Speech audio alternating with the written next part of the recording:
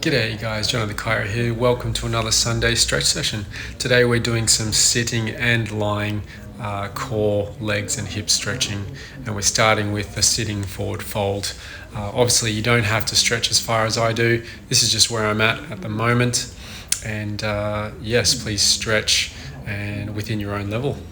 So this is a sitting forward fold with one leg, just a slightly different variation. You may feel more intensely in one hamstring and the hip and the back slightly differently. Now we have another variation. This is really good for the obliques and an optional hand variation or arm position.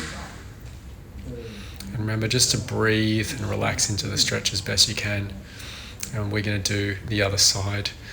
And other notes, just like always, you shouldn't feel any extreme pain or severe pain when you're doing these stretches, just a slight discomfort.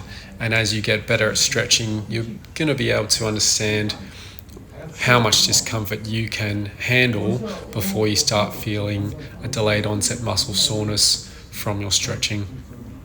And if your purpose is to get more flexible, then yes, you're going to treat this like any sort of weight training, and you are going to actually do these stretches on every other day when you're not feeling sore. So this is a straddle position. This is something we do in gymnastics quite a lot, and it is a reach over as well. And again, this is just another variation to warm up the groin and the medial hamstrings, but also getting into the obliques and the lats as you're reaching over.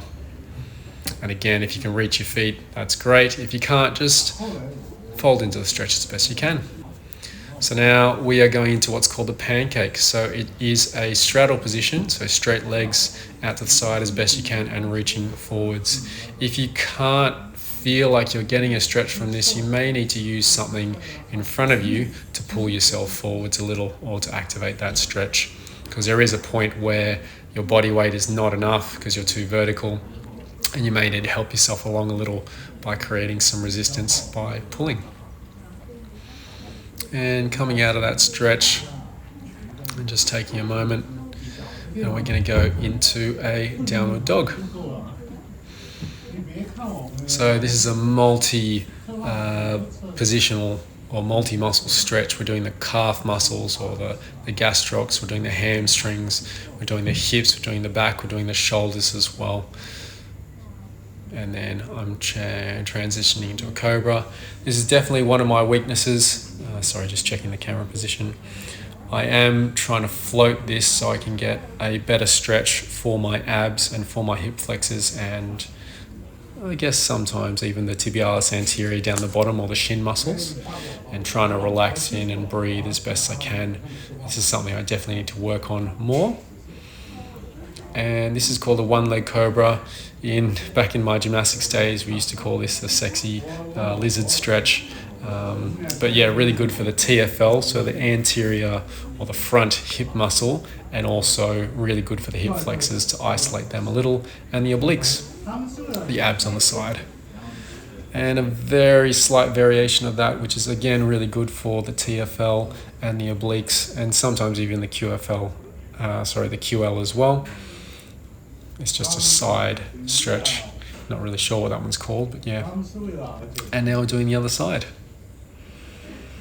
And again, just remember to relax and breathe and really feel and explore into each position. You can do this multiple times this series. I'm just sort of holding each stretch for about 10 seconds.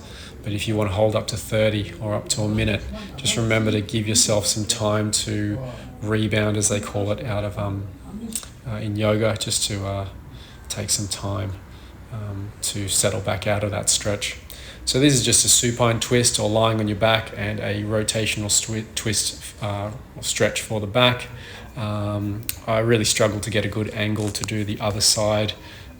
So yes, the repeat on this one is actually the same clip, but I want you to do the other side.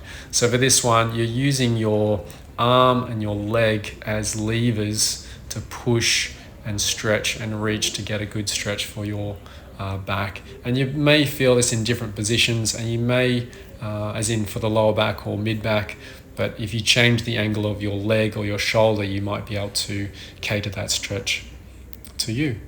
So I'm just taking a moment, having a bit of a breather, relaxing after that session. And soon I'm going to get up and bask in the pain-free feelings. Cheers. Hope you enjoyed that. Have a good one, guys.